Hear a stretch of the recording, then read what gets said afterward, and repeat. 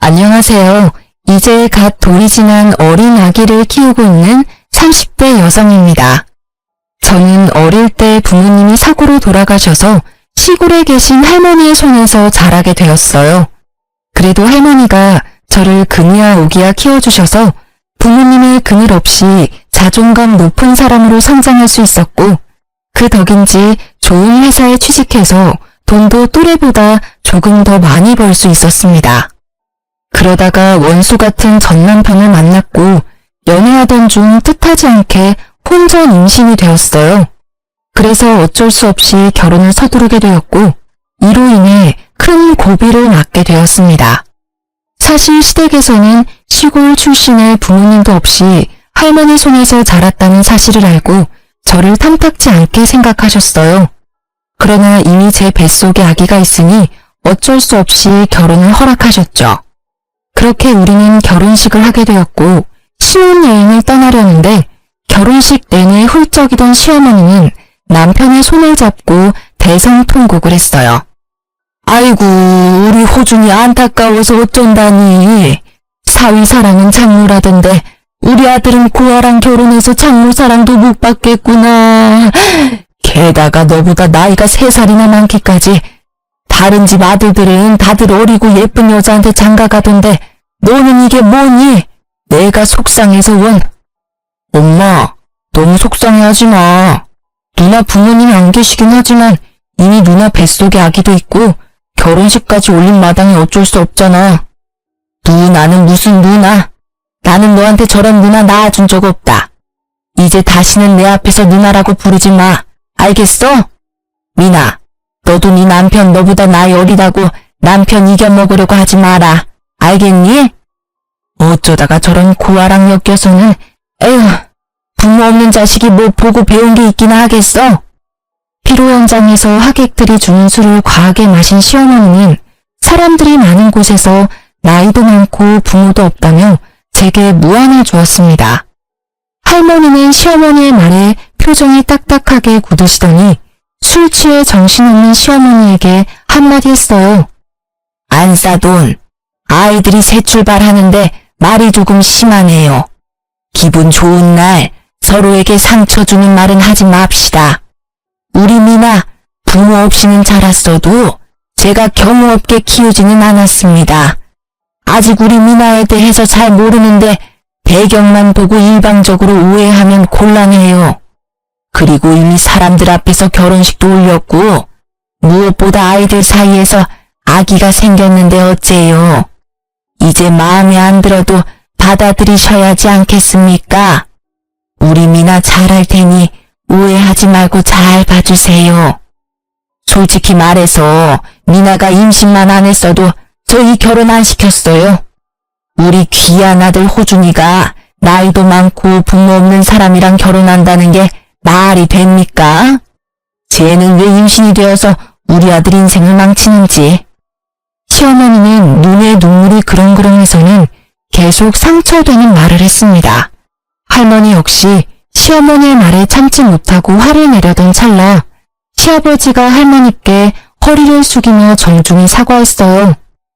사돈 어르신, 안사람이 오늘 과음해서 말 실수하네요. 죄송합니다. 사실 너무 갑작스러운 결혼이라 제대로 준비하지 못하기도 했고 유일한 아들 자식이라 많이 속상한가 봅니다. 저희도 미나가 딸이라고 생각하고 예쁘게 보도록 노력할게요.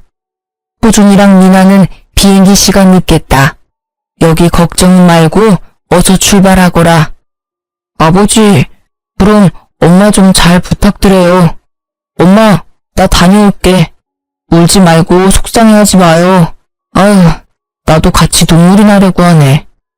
큰 싸움은 벌어지지 않았지만 할머니의 표정은 여전히 좋지 않으셨습니다.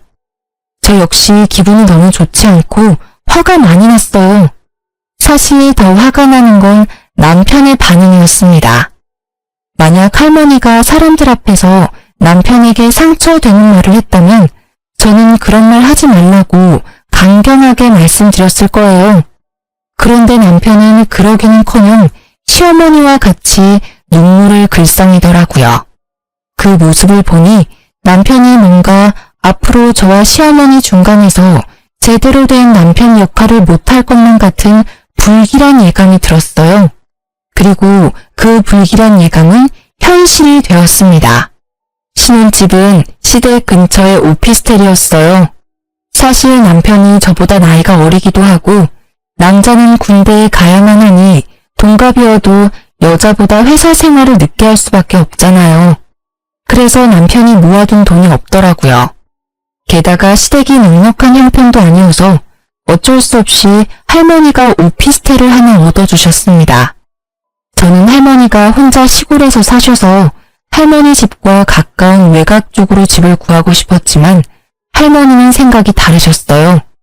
여자는 좋든 싫든 결혼했으면 시댁 사람으로 살아야 한다며 일부러 시댁과 가까이 집을 얻어주셨죠. 사실 시어머니가 절 싫어하는 게 분명해서 시댁과 가까이 사는 건 너무 부담스러웠어요. 하지만 우려와는 달리 회사 생활을 하고 주말에도 가끔 출근해서 시어머니와 마주칠 일이 명절이나 제사와 같은 특별한 날 빼고는 거의 없었어요. 저에게 전화하라고 강요하지도 않았고요. 그래서 생각보다는 편한 신혼생활을 보낼 수 있었습니다. 그러다가 출산일이 임박해서 출산 휴가를 받고 집에서 쉬며 아기를 맞이할 준비를 하고 있었어요. 그러던 어느 날 남편은 출근하고 집에 혼자 있는데 시어머니한테 전화가 왔습니다. 너는 어쩜 집에서 쉬고 있으면서 나한테 점심 같이 먹자는 소리 한 번이 없냐? 연락도 먼저 하는 법이 없고. 솔직히 그동안은 너가 회사 다니느라 바쁜 것 같아서 그냥 있었는데 정말 너무 무심한 거 아니냐? 죄송해요. 사실 그동안 회사에 다니느라 출산 준비를 못해서 집에 있지만 바빴네요. 앞으로는 전화도 자주 드리고 할게요. 다른 집 며느리들은 시어미가 이런 이야기 하기 전에 전화도 자주 하고 같이 뭐 먹으러 가자, 어디 구경 가자고도 하면서 딸처럼 잘 지낸다던데. 어쩜 너는 그렇게 애가 무뚝뚝하고 애교도 없니? 네가 나이가 많아서 그런가? 그건 그렇고 너 아기 출산하고 나서 산후조리 어떻게 할 거니? 출산하고 나서는 산후조리원에 들어가서 몸조리 해야죠. 이미 예약도 했어요. 돈 아깝게 산후조리원은 무슨. 옛날에는 애 낳고도 바로 밭일하고 집안일 했다. 산후조리가 솔직히 뭐가 필요해? 그냥 힘 몇 번 주면 애가 쑥 나오는데. 하여튼 요새 애들은 다들 약해 빠졌다니까. 게다가 거기가 좀 비싸냐? 뭐 하는 것도 없이 일주일에 최소 100만 원은 하던데. 괜히 그런데 들어가서 우리 아들 돈 허투루 쓰지 말고 출산하면 그냥 바로 집으로 와라. 내가 해주마. 어머니가 제 산후조리를요? 아무리 그래도 어떻게 어머니의 산후조리를 받아요. 전 그렇게 못해요. 그리고 조리원 예약할 때 남편 돈이 아닌 제 돈으로 했어요.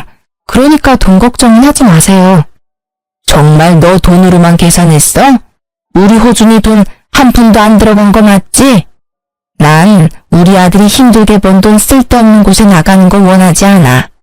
이게 다 낭비야. 차라리 그 돈으로 아기한테 좋은 거 하나 더 입히고 먹여야지. 하지만 어머니, 아기 잘 돌보려면 산후조리도 필요해요. 엄마 몸이 빨리 회복되어야 아기도 잘 돌보죠.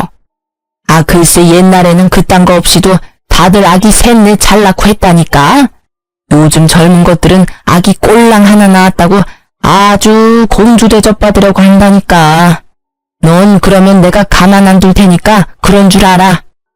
시어머니는 본인이 하고 싶은 말만 하시고는 전화를 끊어버리셨습니다.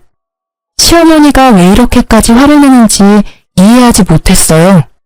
남편 돈으로 산후조리원을 예약한 것도 아니고 제가 번 돈으로 하겠다는데 뭐가 문제입니까? 그냥 괜히 그러시는 것으로 생각하고 저는 아기를 만날 준비에 들떠 있었어요. 그렇게 일주일 정도가 지났을까요? 집에 있는데 엄청난 진통이 오기 시작했고 자연분만으로 아기를 낳으려다가 실패하고 응급수술로 아기를 낳게 되었습니다. 이때도 시어머니는 나이가 많아서 수술하게 되었다는 등의 독서를 하셨고 남편은 저와 시어머니 사이에서 이러지도 저러지도 못하고 바보같이 있었어요. 어쨌든 힘들게 태어난 아들은 별 문제 없이 건강했고 예정대로 제 돈으로 예약한 산후조리원에 2주일 동안 있게 되었습니다. 2주일 후 산후조리원에서 나와 시어머집에 갔는데 시어머니가 계셨어요.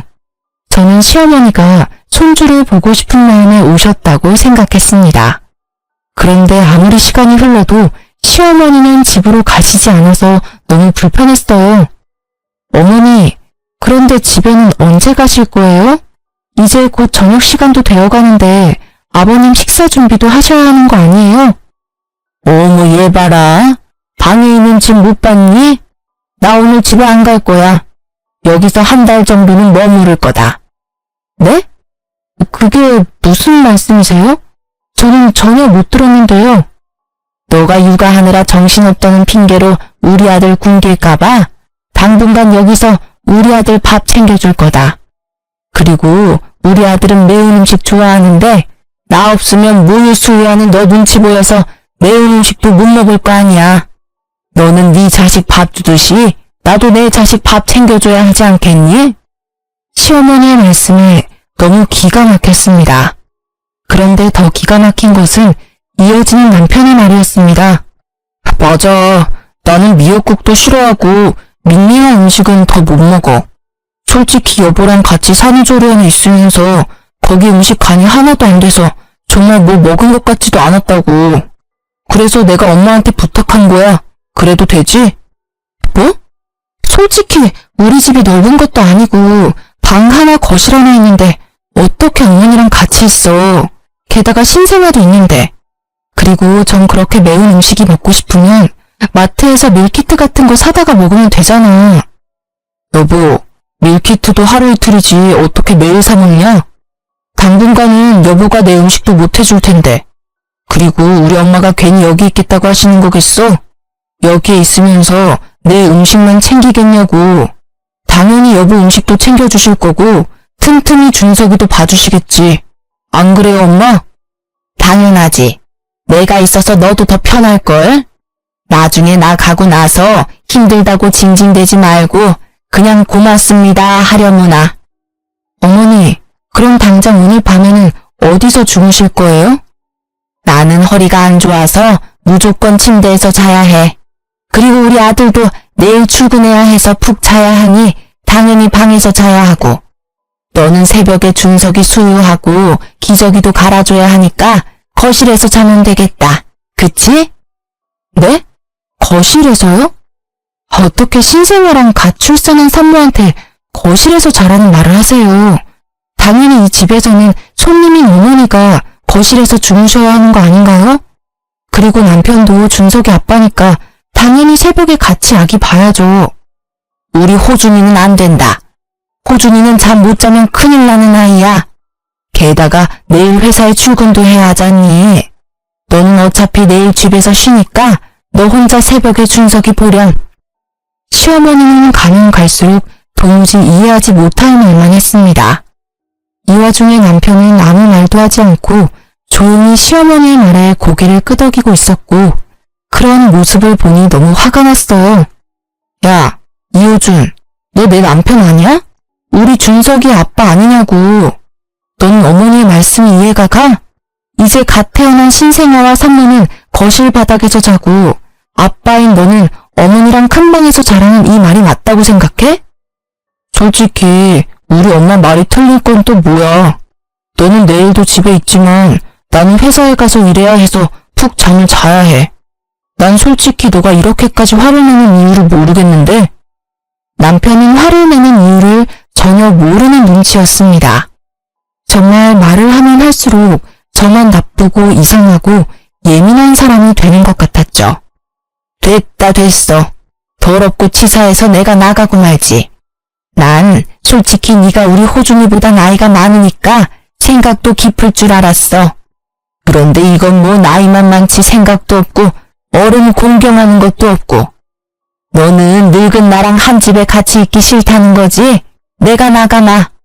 대신 박민아 너 나중에 힘들다고 육아 따위는 바라지도 말아라. 죽이 되든 밥이 되든 네가 알아서 네 힘으로 준석이 키워. 알겠어? 마음에 하나도 안 들어. 나 간다. 엄마, 이렇게 가시면 어떡해. 내가 마음이 불편하잖아. 그러게 넌 왜 그딴 말을 해서 우리 엄마 속상하게 만들어? 우리 엄마가 너 도와준다잖아. 그런데 꼭 그딴 식으로 비꼬아서 말을 들어야 해? 얼른 사과 안 해? 남편은 어서 사과하라고 강요했지만 전혀 그러고 싶지 않았습니다. 결국 아기가 처음 집에 온 날은 이렇게 싸움으로 끝나고 말았네요. 그 뒤로 전쟁 같은 육아가 시작되었습니다. 우리는 신생아가 혹시라도 다칠까봐 불안해서 홈 CCTV를 설치했어요. 물론 제가 항상 옆에 있기는 하지만 잠시 화장실 가거나 집안일을 할 때 무슨 일이 생길까봐 불안했거든요. 남편도 회사에서 아기를 보고 싶다고 해서 핸드폰 어플로 틈틈이 확인할 수 있도록 했습니다. 감시당하는 느낌이라 조금 불편하긴 했지만 그래도 남편이 회사에 있는 시간 동안 아기가 얼마나 보고 싶겠어요. 그 마음이 이해가 가서 그러라고 했네요. 그렇게 생활한 지 일주일이 지났습니다. 그날은 날씨가 갑자기 더워져서 아기 얼굴에 빨갛게 태열이 올라왔더라고요. 그래서 속삭이를 풀고 부채질을 해주고 있었습니다. 조그마한 손과 발을 보며 귀여워서 어쩔 줄 몰라 하고 있는데 시어머니한테 전화가 왔어요. 얘, 잘 키우고 있어? 설마 팔다리 다 내놓고 키우고 있는 건 아니지? 아기들은 온도에 예민해서 추위 잘 타니까 팔다리 잘 감싸줘야 한다. 신생아가 감기 걸리면 난리나. 요새는 병원에 소아과 의사들도 없어서 아기들도 잘 안 받아준다더라. 그러니까 어서 속사계로 꽁꽁 싸매줘라.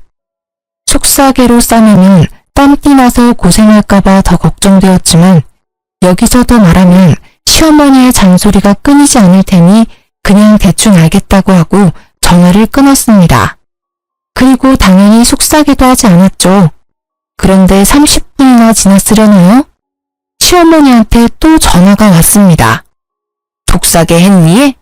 아무리 오늘 날씨가 더워도 아기들은 온도에 예민해서 추울 수 있어. 그러니까 얼른 속삭이 해줘. 네가 덥다고 해서 아기들도 더운 거 아니야. 아기들은 춥다고. 얼른 속삭이 해서 증거 사진 보내라. 알겠니? 시어머니는 기어이 속삭이를 하라고 선호했고 어쩔 수 없이 아기를 다시 싸매서 사진을 찍었습니다. 잠시 후 잘 놀던 아기가 칭얼거리기 시작했어요. 기저귀를 보니 응가를 했고 저는 엉덩이를 씻기고 기저귀를 갈았습니다. 그런데 기저귀를 가는데 시어머니한테 또 전화가 왔어요. 아까 내가 이 말 한다는 거 깜빡했구나. 요새 젊은 사람들은 귀찮다고 일회용 기저귀 쓰는데 그거 아주 많이 안 좋아. 통풍이 안 돼서 아기 엉덩이 발진나고 화학 제품이 가득해서 아기 몸에도 별로 안 좋단다. 그러니까 너는 일회용 기저귀 말고 천 기저귀 써라. 그리고 귀찮다고 세탁기 돌리지 말고 반드시 손빨래하고. 참, 아기 옷들도 세탁기 돌리면 안 된다. 아기 옷은 예민해서 반드시 다 손빨래 해야 해. 알겠니? 어머니, 요새 일회용 기저귀도 통풍 잘 되게 좋게 나와요. 그리고 저 지금 아직 출산한 지 한 달도 안 됐는데 어떻게 손빨래를 해요?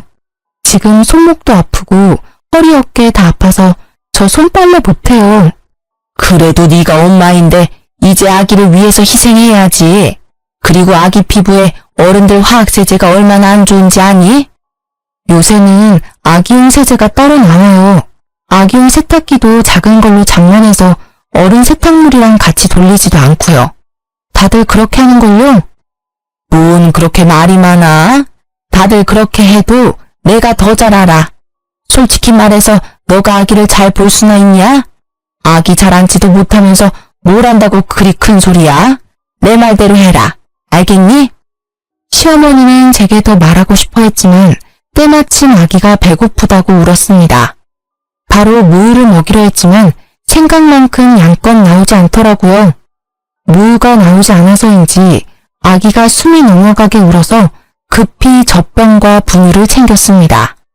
어떤 사람들은 이러면 혼돈이 와서 끝까지 모유를 먹인다고 하지만 잘 먹고 잘 크는 게 우선이라는 생각에 바로 젖병에 분유를 탔어요. 아기는 배가 엄청 고팠는지 허겁지겁 분유를 먹기 시작했습니다. 겨우 집에 고요한 평화가 찾아왔는데 시어머니한테 또 전화가 왔어요. 그러나 한 손으로는 아기를 안고 다른 손으로는 젖병을 잡고 있어서 전화를 받을 수 있는 상황이 아니었습니다. 솔직히 전화 받기도 싫었고요. 그리고 10분 정도 뒤 잠이 든 아기를 조심스럽게 침대에 눕혔습니다. 저도 잠시 옆에서 쉬려는데 또 시어머니한테 전화가 왔어요. 너 모유 안 나온다고 분유 먹이는 거 아니지? 사람은 사람 젖을 먹어야지 소젖 먹으면 안 된다. 소젖 먹으면 애가 멍청해져. 성격도 포악해지고 말이야. 안 그래도 우리 손주 엄마 잘못 만나서 자연분만 못하고 수술해서 남들보다 뒤처질 텐데 더 뒤처지게 하면 되겠니? 절대 분유 먹이지 말고 모유 먹여라.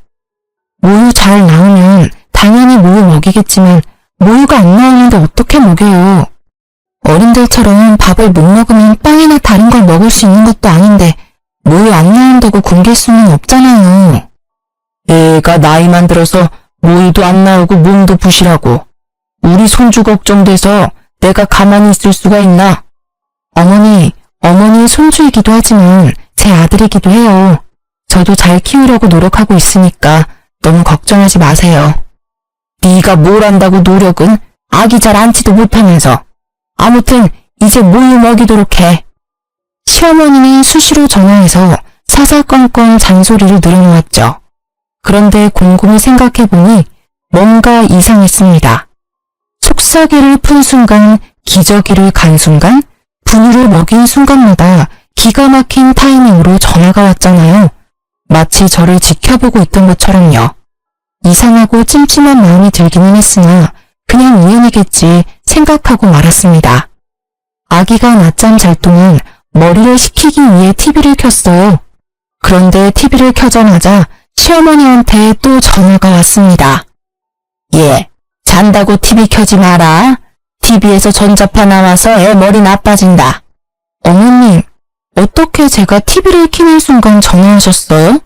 혹시 저 감시하세요? 내가 뭘 너를 본다고 그러니? 아니야.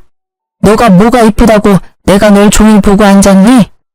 내가 그렇게 할 일 없는 사람인 줄 알아? 그냥 우연인 거겠지. 아무튼 TV 켜지 마. 그렇게 따지면 핸드폰에도 전자파 많이 나와요. TV보다 핸드폰 전자파로 더 머리 나빠질 것 같아서 저 전화 꺼놓을 테니 이제 전화하지 마세요. 저는 바로 핸드폰을 꺼버렸습니다. 그런데 아무리 생각해도 시어머니가 전화하시는 타이밍이 이상했어요. 아무래도 시어머니가 보고 있는 것 같았고 그날 저녁 퇴근한 남편에게 혹시나 하는 마음을 물어봤습니다. 내가 진짜 혹시나 하는 마음으로 물어보는데 혹시 저 카메라 영상을 어머니도 보실 수 있어? 제 말에 남편은 깜짝 놀라는 표정을 지었습니다. 그걸 어떻게 알았어? 이 반응이 뭐야? 그럼 계속 어머니가 내가 이 집에서 뭐하고 있는지 다 보고 계셨던 거야? 아니, 그걸 어떻게 알았냐고. 아기 속삭에 푸는 순간, 기저귀 가는 순간, 분유 먹이는 순간 시어머니한테 전화 오더라. 이거 하지 말아라, 저거 하라 하면서 사사건건 전화로 잔소리해 대셨어. 와, 정말 소름 끼친다. 어쩜 그래? 엄마가 매일 보고 싶으시다잖아. 그런데 엄마가 집에 매일 온다 그러면 누나가 싫어할 거 아니야. 어차피 나도 보는 중인데 엄마도 같이 보게 해드렸지. 그럼 안 돼? 만약에 우리 할머니가 너 보고 싶다고 너네 회사랑 집에 CCTV 설치하고 계속 보고 있다면 너는 기분 좋겠냐? 어머니한테 당장 어플 지우라고 해야겠다. 나는 그런 감시당하면서는 못 살아. 저는 시어머니한테 전화를 걸었고 남편은 왜 굳이 그렇게까지 해야 하냐며 제 전화를 빼앗으려 했습니다. 그러나 마치 기다렸다는 듯이 바로 받더라고요. 어머니, 그동안 CCTV로 저랑 아기 다 지켜보고 계셨죠? 지금 저와 남편이 싸우는 모습도 다 보고 계셨겠네요. 전 그렇게 감시당하는 기분으로 못 삽니다. 당장 그 어플 삭제하세요. 네가 뭔데 내 핸드폰 어플을 지워라 말아야. 그래, 내가 그동안 너 집에 있는 동안 몰래 보긴 봤다. 그런데 내가 뭐 보고 싶어서 본 줄 알아? 너 신생아 처음 본다며. 아기를 제대로 안지도 못하는 네가 혹시 준석이 다치게 할까봐 걱정되고 불안해서 내가 봤다. 혹시라도 잘못되면 당장 달려가려고. 나는 앞으로도 이걸로 너 계속 볼 거다. 우리 손주 잘 키우는지 계속 감시할 거라고. 아무리 윗사람이어도 저를 그동안 그렇게 몰래 훔쳐봤으면 먼저 미안하다는 사과부터 해야 하는 거 아닌가요? 그러나 오히려 적반하장으로 저에게 화를 내셨습니다. 저 역시 가만히 있을 수 없었죠. 어머니, 이렇게 몰래 훔쳐보는 것도 불법이에요. 만약에 저희 할머니가 남편 보고 싶다고 이 집에 몰래 CCTV 설치해서 보면 어머니 기분 좋으시겠어요? 나이만 처먹었지 할머니 손에서 자란 네가 아기를 어떻게 키우니? 보나마나 그 깡촌에서 막 키웠을 텐데. 게다가 부모가 있던 것도 아니고. 이렇게 나이 많은 어른한테 말을 막 하는 거 보면 심성도 고약한데 네가 손주한테 무슨 해코지를 할지 어떻게 알아? 난 너 못 믿는다. 네가 부모 있는 집에서 바르게 잘 자랐으면 나도 이렇게 시간 낭비해가며 오지랖 안 부려. 아무리 그래도 전 매 순간을 감시당하며 살 수는 없겠네요. 어플 삭제 안 하시면 저 이 집에서 못 삽니다. 뭐 그럼 네가 이혼이라도 하겠다는 거냐? 그럼요. 못할 것도 없죠. 계속 이런 식으로 나오시면 저 이혼하겠습니다. 그래 아세요. 전화 끊습니다. 남편은 이 타이밍에도 제가 화낸 이유를 전혀 알지 못했습니다. 우리 엄마가 혹시라도 준석이가 아프거나 하면 바로 달려와서 너 도와주려고 그러는 건데 너무하는 거 아니야? 어쩜 이렇게 우리 엄마의 마음을 몰라? 네 생각만 해. 너같이 시어머니를 우습게 하는 사람은 아마 세상 천지에 없을 거다. 참나. 그럼 나도 할머니한테 CCTV 보게 해도 되는 거지? 우리 할머니도 준석이 보고 싶으실 텐데 그렇게 하자. 아주 그냥 우리 이 집에서 밥 먹고 자고 쉬는 매 순간 다 할머니며 시댁에 다 공유하자. 그럼 됐냐? 어? 서로를 이해하지 못하며 계속 싸웠고 언성은 점점 높아져만 갔어요. 한창 싸우고 있는데 시어머니가 또 전화했습니다. 그만 싸워. 그래, 내가 네 뜻대로 어플 지웠다. 그러니까 우리 아들 그만 잡으라고. 제가 어떻게 믿어요? 솔직히 지웠다고 말하고 안 지우면 되는 것 아닌가요? 지금이라도 가서 내가 어플 삭제한 거 보여주랴? 지금 가? 아니요. 어머니께서 지우셨다니 뭐 믿어야죠. 만약이라도 저 몰래 계속 보고 계시면 저 준석이 데리고 바로 이혼하겠습니다. 일단 어플을 삭제시켰지만 그 뒤로도 시어머니와 남편에 대한 불신과 미움이 가득 남아 있었습니다. 하지만 시아버지와는 사이가 좋았어요. 시아버지는 항상 제게 아들을 낳아줘서 고맙다고 표현해주시는 유일한 분이세요. 사실 시아버지는 상가에서 경비 일을 하고 계셨지만 벌이가 좋은 편은 아니었어요. 두 분이 사치스러운 생활을 하시지 않았지만 요새 같은 고물가 시대에 경비 일로는 먹고 살기가 쉽지 않더라고요. 그래서 결혼 후 시댁에 100만 원씩 용돈을 보내드리기로 했었습니다. 처음에는 크게 무리되지 않았으나 아기가 태어나니 의외로 돈 나갈 곳이 많았어요. 게다가 출산 휴가로 제 월급이 사라져서 남편 월급만으로 생활하기가 빠듯했습니다. 그래서 한 푼이라도 아끼고자 시댁에 용돈 주는 걸 줄이자고 말했어요. 여보, 우리 시댁에 용돈 줄여야 할 것 같아. 휴직 중이기는 하지만 지금 내 월급이 많이 줄어서 생활비가 반으로 줄었고 준석이 앞으로 나가는 돈도 많아서 매달 100만 원은 너무 무리야. 아, 뭐? 어떻게 그런 소리를 해? 야, 원래 자식은 결혼하면 부모님한테 효도해야 하는 거야. 너무한 거 아니야? 남편은 불같이 화를 내더군요. 용돈을 아예 없애겠다는 것도 아니고 형편에 맞게 줄이자는 게 이렇게까지 화를 낼 일인가 싶었습니다. 내가 언제 용돈 안 드리겠대? 그냥 줄이자고. 아니, 그러면 아예 우리 할머니한테도 똑같이 100만 원 보내. 솔직히 그동안 시댁은 형편 어려워서 매번 용돈 보냈는데 우리 할머니한테는 한 번도 용돈 보낸 적 없잖아. 뭐라는 거야? 할머니는 농사로 계속 돈을 버시고 계시잖아. 그리고 시골에서 혼자 사시고 직접 농사 지으시는 데다가 집도 할머니 집이라서 월세나 관리비도 안 들 텐데 돈 들어갈 곳이 어딨어? 반대로 우리 집은 아버지만 일하시니 얼마나 힘들겠냐? 넌 우리 집은 생각 안 하냐?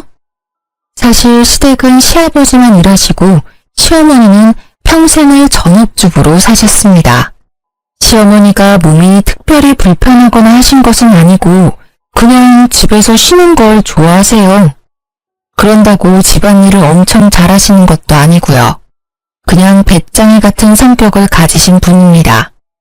그렇게 힘드시면 이제 어머니도 마트 같은 곳에서 아르바이트라도 하셔야 하는 거 아니야? 어머니가 어디 많이 아프신 것도 아니고 건강하시잖아. 오히려 적당히 일하면 사람이 더 활력이 넘치고 건강이 더 좋을 수도 있다고. 뭐? 내가 너랑 말을 말아야지 진짜. 어휴. 남편은 집 밖으로 나가버렸고 저는 이해가 가지 않았어요. 고혈압, 당뇨 같은 성인병 하나 없으시고 아주 건강한 시어머니한테 아르바이트 하라는 게 그렇게 잘못된 일인가요? 물론 경제적으로 부유하면 아르바이트는 안 해도 되겠지만 사실 그것도 아니잖아요. 그럼 당연히 조금이라도 건강하고 시간 있을 때 아르바이트라도 해서 돈을 벌어야 하는 거 아닌가요? 그러나 남편은 시어머니가 밖에서 일한다는 것 자체를 용납하지 못했습니다. 남편은 그렇게 화를 내며 나가고 저는 그러든 말든 큰 방에서 아이를 재우려는데 현관문 여는 소리가 들리더라고요. 당연히 남편이 다시 들어온 것으로 생각하고 마저 재우고 있었습니다. 그런데 집에는 남편만 들어온 게 아니었어요. 시아버지와 시어머니도 함께 있었습니다. 부모님을 사랑하는 마음이 바다같이 넘치던 남편은 제가 한 말을 고스란히 이르러 시댁에 쫓아간 거죠. 시어머니는 큰 방에서 준석이를 재우는 저를 발견하시고는 제 머리채를 잡으셨습니다. 야, 우리 호준이에게 내 용돈 줄이라고 했다며? 네가 감히 어떻게 그런 말을 해? 네가 뭔데? 갑자기 달려드는 시어머니 때문에 저는 아기를 놓칠 뻔했습니다. 놀란 아기가 자지러지게 울고 저는 시어머니한테 참지 못할 정도로 화가 났어요. 아직 목도 가누지 못한 아기를 안고 있는 사람 머리채를 잡는 게 말이 됩니까? 어머니, 미쳤어요? 지금 이게 뭐 하는 짓이에요? 아기 안고 있는 거 안 보여요? 뭐 하는 짓? 너야말로 뭐 하는 짓이냐? 감히 어른들에게 주는 용돈을 줄여? 나, 네 남편의 엄마다. 당연히 나를 부양할 의무가 있다고. 그렇게 따지면 저도 저를 키워주신 할머니 부양할 의무 있어요. 그리고 제가 뭐 아예 없애겠다는 것도 아니고 줄이자는데 이게 이렇게까지 화낼 일인가요? 참고 또 참았는데 더는 안 되겠네요. 이혼하겠습니다. 이혼? 그래, 잘 됐네. 나도 너같이 싹수 없는 며느리 따위 필요 없다. 처음부터 너 다 마음에 안 들었어. 이혼해 둘이. 시어머니가 제 머리채를 붙잡고 화를 크게 낼 동안 남편은 옆에서 아무런 말도 하지 않았습니다. 그리고 시어머니와 함께 온 시아버지도요. 제 편인 줄로만 알았던 시아버지 역시 저를 가족으로 생각하지 않으셨던 거죠. 시아버지는 시어머니와 저의 싸움을 가만히 지켜보시더니 한마디 하셨어요. 이래서 집안에 여자가 잘 들어와야 하는데 어쩌다가 저런 쓸모없는 물건이 들어와서는 어휴, 우리 집이 어떻게 될런지. 시아버지의 말에 더는 이딴 집에서 살 이유가 없다고 생각했습니다. 그래서 아기를 데리고 육아용품이며 제 짐을 다 챙겨서 할머니 집으로 갔어요. 할머니는 오밤중에 갑자기 손주까지 데리고 나타난 저를 보곤 깜짝 놀라셨죠. 그동안 시댁에서 있었던 일을 하나도 빠짐없이 다 말씀드렸고 할머니는 화를 버럭 냈어요. 뭐? 너 왜 그동안 이렇게 무시당하면서 살았어? 내가 너한테 그렇게 당하고만 살라고 가르치디? 감히 우리 소녀딸한테 그딴 막말을 해? 그딴 집구석과 이혼할 때는 하더라도 그놈의 집구석 자신들이 벌인 일들 후회하게 해줘야겠다. 할머니는 지금 당장이라도 시댁에 쫓아갈 기세로 나갔습니다. 하지만 밤 늦은 시간에 갈 수는 없잖아요. 내일 가자고 겨우 진정시켰어요. 다음날 할머니는 새벽 5시부터 저를 깨우셔서는 옆집 할머니 집에 아기를 맡겨두고 신혼집으로 찾아갔습니다. 갔더니 남편이 거실에서 코를 골며 잠을 자고 있었는데 어찌나 곤히 자던지 사람이 들어와도 모르더라고요. 순간 할머니가 화장실에 가셔서는 화장실에 있던 작은 바구니를 들고 변기통 물을 퍼내셨습니다. 그러고는 그 물을 자고 있던 남편의 얼굴에 부으셨어요. 똥물에 튀겨도 모자란 놈아. 내 귀한 손녀딸 너 하나 믿고 보냈는데 어떻게 우리 미나를 그렇게 무시할 수가 있어? 할머니, 언제 오셨어요? 그리고 이 물은 또 뭐예요? 자다가 물벼락을 맞은 남편은 저승사자라도 본 것처럼 깜짝 놀라며 안절부절 못했습니다. 내가 너 돈 없다고 해서 이 집도 마련해주고 내가 너한테 용돈 한 푼 바란 적 있었냐? 있어 글놈아. 나는 너 같은 놈 내 손녀 사위로 못 봐준다. 둘이 갈라서. 그리고 당장 이 집 팔아버릴 거니까 당장 나가. 아니지. 그 전에 너네 집부터 먼저 가자. 너네 부모 만나서 내가 아주 땅을 치고 후회하게 할 거야. 이 못된 것들. 할머니는 남편의 멱살을 잡고 당장 앞장서라고 난리셨습니다. 쩌렁쩌렁한 할머니의 호통에 남편은 손을 벌벌 떨며 기다시피 시댁으로 향했어요. 시부모님은 아침 대바람부터 오신 할머니의 모습에 어쩔 줄 몰라 했습니다. 사돈어른이 아침부터 여기 무슨 일로 오셨... 아니 그런데 옷과 목걸이, 시계, 가방이 이게 다 뭐예요? 내 옷이 뭐요? 내가 뭐 못 입을 거 입고 왔어요? 이거 샤넬백 아니에요? 아니 이 시계는 시골에 계시던 사돈어른이 어떻게 이런 거를 다 하고 오셨어요? 새벽 대바람부터 오느라 제대로 못 봤는데 할머니가 1,000만 원이 넘는 명품 옷에 300만 원짜리 목걸이, 3,000만 원짜리 시계에 명품백까지 메고 오셨죠. 사실 우리 할머니가 대대로 내려오는 부자 집안의 외동딸입니다. 시골에서 살기는 했지만 덕분에 전 부유하게 자랐어요. 그러나 할머니는 돈 있다고 떠벌리고 다니면 골치 아플 일만 생긴다면서 보유재산을 주변 그 누구에게도 말하고 다니지 않으셨어요. 시골에서는 항상 몸빼바지만 입고 다니셨고 명품 옷은 몇 벌 있긴 하지만 거의 꺼내 입지 않으셨습니다. 그랬던 할머니가 갑자기 명품을 휘감고 오셨으니 시댁에서는 얼마나 놀랐겠어요. 할머니의 모습에 입도 못 다물고 있었고 할머니는 그런 시부모님께 한 소리 했습니다. 이봐요. 시골에 산다고 사람 우습게 보지 마요. 시골에 살아도 내가 당신들보다 훨씬 더 돈도 많고 능력이 있다고.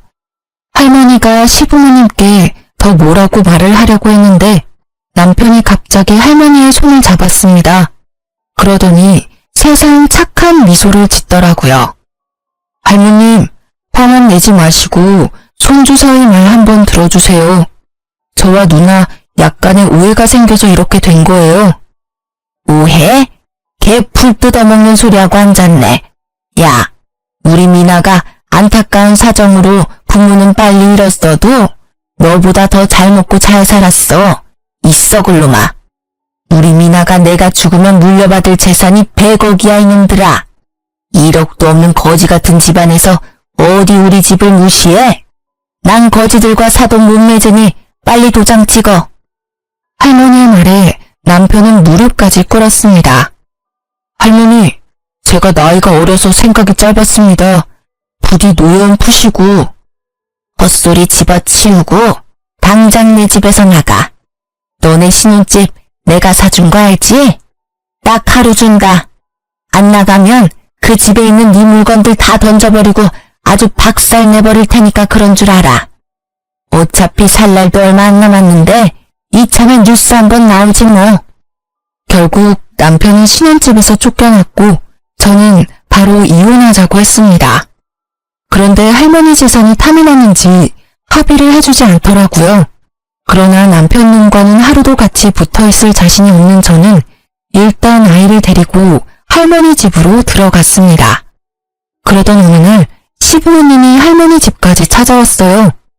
두 분은 할머니를 보자마자 무릎까지 꿇으시더니 조심스럽게 입을 열기 시작했습니다. 사돈 어르신, 정말 죄송합니다. 제가 아들 자식이 하나뿐이라 우냐우냐 키워서 이렇게 되었네요. 제가 아들 자식 잘 단독시키고 미나에게도 진심으로 사과할 테니 제발 우리 아들 받아주시면 안 될까요? 그쪽은 이미 글러먹었어. 이 상황에서도 아들 탓을 하는 게 제대로 된 부모인가? 참된 부모는 자식의 잘못도 다 안고 가는 사람일세. 나는 돈이 없는 사람은 괜찮아도 인성이 글러먹은 사람은 절대 용납 못해. 그래서 인성이 거지 같은 당신네가 우리 손녀딸의 시부모가 되는 꼴 절대 못 봐. 당신들 밑에서 자란 아들도 마찬가지겠지. 할머니의 단호한 말씀에 시아버지는 안절부절 못하며 어떻게든 할머니의 마음을 돌리려고 하셨습니다. 어르신, 제 안사람과 아들 녀석 때문에 화가 많이 나셨죠? 이게 다 집안관리 제대로 못한 가장인 제 잘못입니다. 그러니 저만 탓하시고 우리 가족들 용서해 주시면 안 될까요? 웃기는 소리 하지 말게나. 아무리 돈이 없어도 인성이 훌륭한 사람은 많아. 당신들은 돈이 없어서 사람 관리 못한 게 아니라 그냥 원래 인성 자체가 거지 같은 사람들이야. 나는 이제 우리 미나 당신들에게 못 맡기겠네. 아이고 어르신, 제가 다 잘못했어요. 그러니 제발 노여움 푸시고 한 번만 기회를 주세요. 기회는 사람 같은 사람들에게나 주는 거지 당신 같은 사람들에게 주는 게 아니야. 나는 이제 당신네들과 더는 할 말 없으니 나가. 지금 안 나가면 경찰 부를 거요. 할머니의 울음장에도 시부모님은 나갈 기색이 없다가 할머니가 정말 핸드폰을 들어 112를 누르는 걸 보여주자 그제야 나갔습니다. 이후로 할머니는 오피스텔을 팔아버렸어요. 그리고 저는 돌도 지나지 않은 어린 아들을 키우는 이혼녀가 되어버렸죠. 아들에게 온전한 가정을 주지 못한 게 안타깝기는 하지만 제 선택에 후회는 없습니다. 아마 앞으로도 제 인생에 결혼이라는 선택지는 없는 것 같네요. 하지만 아빠의 빈자리가 느껴지지 않도록 최선을 다해 키우겠습니다. 저희 할머니가 저에게 그랬던 것처럼요. 우리 아들이 배가 고픈지 칭얼대기 시작하네요. 전 이제 이야기를 마무리 지어야 할 것 같습니다. 지금까지 저의 이야기 들어주셔서 감사합니다.